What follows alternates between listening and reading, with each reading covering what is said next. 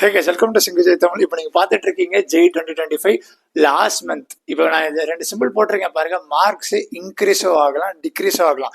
இந்த last month தான் deciding factor. Like நீங்கள் என்ன தப்பு பண்ணுறீங்களா, கரெக்டாக பண்ணுறீங்களா, நீங்கள் என்ன ஒரு ஸ்ட்ராட்டஜி ஃபாலோ பண்ணுவீங்களா, அந்த ஸ்ட்ராட்டஜி தான் உங்களை டிட்டர்மைன் பண்ணும் மார்க்ஸை இன்க்ரீஸ் பண்ணுமா இல்லை டிக்ரீஸ் பண்ணுமான்ட்டு. அதுக்காக தான் நான் இந்த ரெண்டு சிம்பிள் போட்டிருக்கேன்.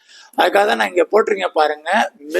Mistakes to avoid in the last month of preparation. JEE Main 2025 இப்போ ஒரு மந்த்ல வரப்போகுது.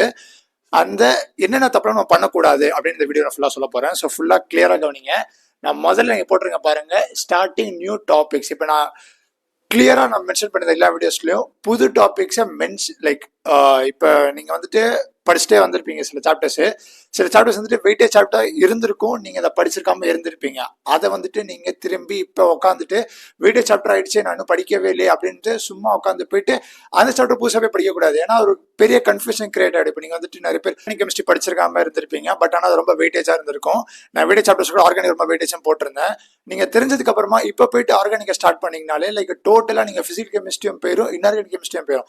இப்போ அதுவே இப்போ மேக்ஸுக்கு வரும்போது கால்குலஸ் படிச்சிருக்காம இருந்திருப்பீங்க, கால்குலஸ் வெயிட்டேஜ் தெரிஞ்சிருச்சு, கால்குலஸ் இப்போ போய் ஸ்டார்ட் பண்ணீங்கன்னா நீங்க அதெல்லாம் ஸ்டார்டிங் பேஸ்மெண்ட்ல இருந்து கிளியரா புரிஞ்சிருந்தா தான் எதுவாக இருந்தாலும், ஆர்கானிக்கா இருந்தாலும் அதான், கால்குலஸா இருந்தாலும், பிசிக்ஸ் எதுவும் மெக்கானிக்ஸ் தான் பேஸ். மெக்கானிக்ஸே விட்டீங்கன்னா கூட அது எதுவுமே அடுத்தடுத்த சாப்டர்ஸ் நீங்க புதுசா படிச்சு எல்லாமே கன்ஃபியூஷன் கிரியேட் பண்ணுறோம், எல்லாமே மறந்துடுவீங்க.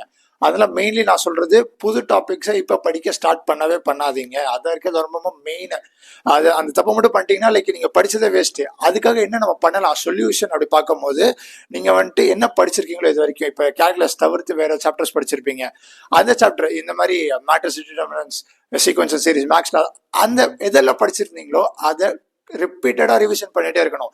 ஸ்ட்ரென்த் எப்படி சொல்றீங்க, ஃபோக்கஸ் ஆன் யோர் ஸ்ட்ரென்த்ஸ். நான் நேற்று கூட வீடியோ போட்டிருந்தேன், ஃபோக்கஸ் ஆன் யோர் ஸ்ட்ரென்த்ஸ் சொல்லியிருப்பேன். அந்த வீடியோ போய் செக் பண்ணிக்கோங்க. ஃபோக்கஸ் ஆன் யோர் ஸ்ட்ரென்த் எந்த படிச்சிருக்கீங்களோ திரும்பி அதையே கிளியரா புரிஞ்சு திரும்பி படிச்சுக்கோங்க. ஒரு கோல் வச்சிருக்கீங்களா, குட்டி தான், குட்டியா நிறைய வச்சுக்கிட்டு ஒன்னொன்னா அச்சீவ் பண்ணிட்டே இருங்க. ஸோ புரிஞ்சுதா? அதுக்காக தான் ஸ்டார்டிங் நியூ டாபிக் சொல்லிட்டு இருக்கேன். அதை மட்டும் ஃபாலோ பண்ணாதீங்க. Next, neglecting mark test analysis. இப்போ நான் மார்க் டெஸ்ட் அப்படின்னு வரும்போது நான் வீடியோ கூட போட்டிருந்தேன், 40 days to 99+% ரிவிஷன் ஸ்ட்ராட்டஜி, அந்த மாதிரி டைம் டேபிள் நிறைய கொடுத்துருப்பேன். என்ன சொல்லியிருந்தேன்னா, 2 days ஒன்ஸ் ஒரு மார்க் டெஸ்ட் போடுங்க அப்படின்னு சொல்லியிருப்பேன். அந்த 2 days ஒன்ஸ் மார்க் டெஸ்ட் போட்டே இருப்பீங்களா. மார்க் டெஸ்ட்ன்றது நீங்க பேப்பர் நீங்களா கிரியேட் பண்ணி, நான் அந்த மாதிரி பண்ணவே சொல்லலை. நீங்க இந்த வாரத்துல 2-3 சாப்டர், பிசிக்ஸ்ல 2-3 சாப்டர் படிக்கிறீங்க, கெமிஸ்ட்ரியில ஒரு சாப்டர் படிக்கிறீங்க, மேக்ஸ் ஒரு சாப்டர் படிக்கிறீங்க 2 நாள் அப்படின்னு வச்சுக்கோங்களேன். அந்த சாப்டர்ஸ் மட்டும் எடுத்துட்டு நான் சில புக்ஸ் ரெஃபர் பண்ணியிருப்பேன். நீங்கள் ஒரு புக்ஸ் வச்சிருப்பீங்க, பேஜஸ் வச்சிருப்பீங்க, போடாத சம்ஸ். அந்த போடாத சம்ஸை போயிட்டு நீங்கள் என்ன பண்ணணும்னா போயிட்டு டெஸ்ட் மாதிரி உங்களுக்கே நீங்கள் டெஸ்ட் எடுத்துக்கிற மாதிரி, அதான் மார்க் டெஸ்ட். ப்ராக்டிஸாக சொல்லிட்டு இருக்கேன். இப்போ நிறைய பேர் கோச்சிங் போயிருப்பீங்க, அவங்க மார்க் டெஸ்ட் கொடுப்பாங்க, இட்ஸ் ஓகே. நீங்கள் அதை எடுத்துக்கலாம், அதை அனலைஸ் பண்ணுங்க.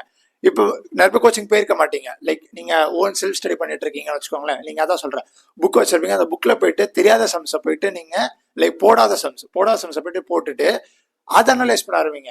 நீங்க ஒரு 15 ப்ராப்ளம்ஸ் சர்க்கிள் பண்ணி வச்சுக்கோங்க. நீங்க எக்ஸாமுக்கு முன்னாடி அந்த 15 problems each subject, physics, chemistry, maths. அதுக்கப்புறம் போட்டதுக்கு அப்புறமா நீங்க அந்த ஆன்சர் கீ செக் பண்ணிட்டு எவ்வளோ மார்க் வருது, நான் எப்படி பண்ணியிருக்கேன், நல்லா இந்த 3 ஹவர்ல 2 ஹவர்ல இந்த மாதிரி பண்ண முடியுமா.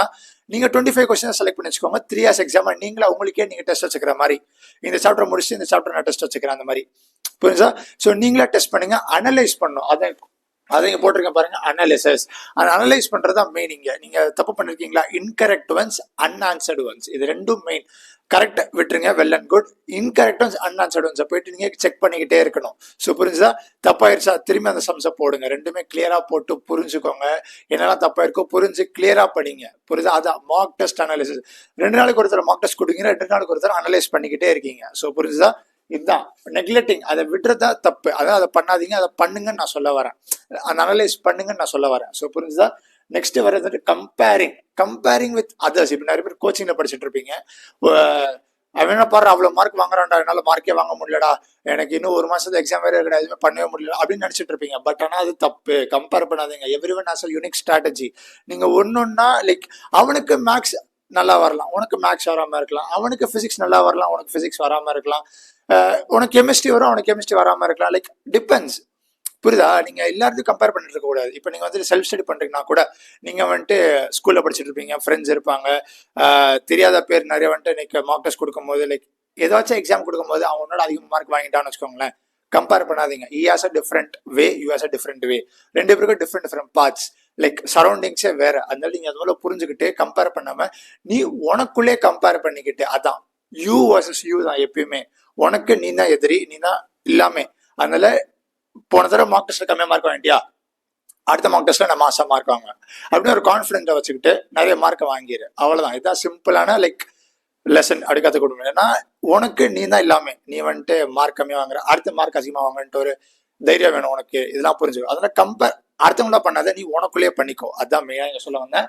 Stay confident. என்னதான் இருந்தாலும் நீ வந்துட்டு ஜெயிப்புன்னு ஒரு நம்பிக்கை இருக்கணும். உனக்கே உனக்குள்ள நம்பிக்கை இருக்கணும். புரிஞ்சுதா? அதான் சொல்ல வந்தேன். Next time management. இப்போ நான் போட்டிருக்கேன் பாருங்க, ரிவைஸ், ப்ராக்டிஸ், மார்க் டெஸ்ட் அப்படின்னு போட்டிருக்கேன். எம்னா மார்னிங், ஏனா ஆஃப்டர்நூன், ஈனா ஈவினிங். ஸோ இப்போ நீங்கள் வந்துட்டு ஒரே நேரத்தில் எல்லாமே பண்ணுன்ட்டு ஓவர்லோட் எடுத்துக்காதீங்க. ரொம்ப ஸ்ட்ரெஸ் லைக் ப்ரெஷர் அதிகமாகிடும், டென்ஷன் ஆயிடுவீங்க. அதனால இருக்கிற டைமும் போயிடும். ஒரு மாதம் தான் இருக்குது. அதனால நான் கிளியராக சொல்லியிருக்கேன். ரிவைஸ் பண்ணுங்க மார்னிங், அதுக்கப்புறமா ப்ராக்டிஸ் பண்ணுங்க. ப்ராக்டிஸ்னா நீங்கள் ஒரு புக் வச்சிருப்பீங்க, ப்ராக்டிஸ் பண்ணுங்க. மார்க் டெஸ்ட் அதான் ப்ராக்டிஸ் பண்ணிட்டு இருக்கும் போது சில சம்ஸ்ல நீங்க வந்து செக் பண்ணி வச்சுக்கோங்க, நான் இது மார்க் டெஸ்ட்ல போட போறேன் அப்படின்ட்டு நீங்க சர்க்கிள் பண்ணி வச்சுக்கோங்க. அந்த கொஸ்டினை படிக்காதீங்க. அந்த எக்ஸாம் நீங்களே உங்களுக்குள்ளே எக்ஸாம் எடுத்துட்டு ஈவினிங் எக்ஸாம் கொடுங்க. எக்ஸாம் கொடுத்ததுக்கு அப்புறமா அனலைஸ் பண்ணுங்க.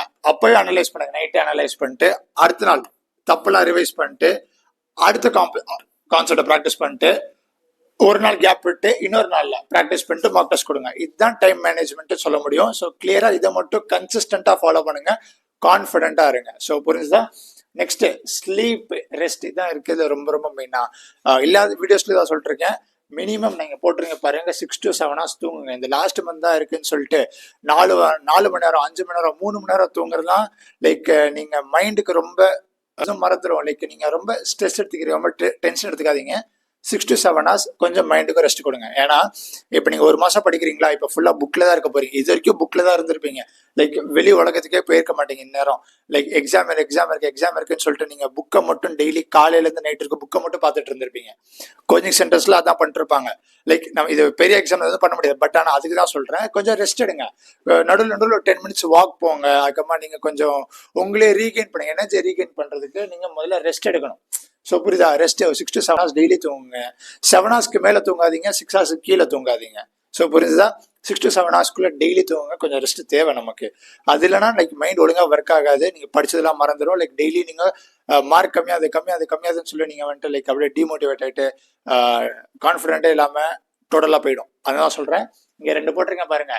நீங்கள் என்ன பண்ணுறீங்களோ அதுதான் டிசைடிங் ஃபேக்டர் இந்த லாஸ்ட் மந்த். மார்க் இன்க்ரீஸோ ஆகலாம், மார்க் டிக்ரீஸோ ஆகலாம். அதான் சொல்ல வந்தேன். ஸோ இந்த 5 மட்டும் மிஸ்டேக் மட்டும் பண்ணாதீங்க. இந்த 5 மிஸ்டேக் மட்டும் பண்ணாதீங்க. இதை தவிர்த்து இதுக்கு சொல்யூஷன் சொல்லிட்டேன். எல்லாத்தையும் கிளியரா ஃபாலோ பண்ணுங்க. ஸோ புரிஞ்சுதா? நான் சொன்னதை மட்டும் கன்சிஸ்டண்டா கான்ஃபிடென்ட்டா ஃபாலோ பண்ணுங்க. You'll be able to get marks. ஈஸியாக மார்க் வாங்கிடலாம். ஸோ இங்கே நான் போட்டிருக்கேன் பாருங்க, பூஸ்டிங் மார்க்ஸ் அப்படின்னு போட்டிருக்கேன். ஸோ நான் நேற்று ஒரு வீடியோ போட்டிருந்தேன் இந்த மாதிரி. லைக் எப்படி நம்ம மார்க்ஸ் இன்க்ரீஸ் பண்ணுறது நேற்று ஒரு வீடியோ போட்டிருந்தேன். கிளியரா ஒரு ரியாலிட்டியோட எக்ஸ்பிளைன் பண்ணியிருப்பேன் அந்த வீடியோவில். கிளியரா போய் செக் பண்ணிக்கோங்க.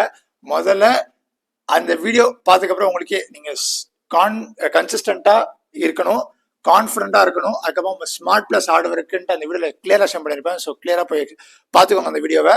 ஸோ அதான் எப்படி மார்க் இன்க்ரீஸ் பண்ணுறது உங்களுக்கு நான் ஸ்ட்ராட்டஜி கிளியரா ஷேர் பண்ணியிருக்கேன். ஸோ எது வந்தாலும் கமெண்ட்ஸ் கேளுங்க. எல்லாத்துக்கும் வீடியோ வந்துட்டே இருக்கு. So stay tune, all the best. பார்ப்போம்.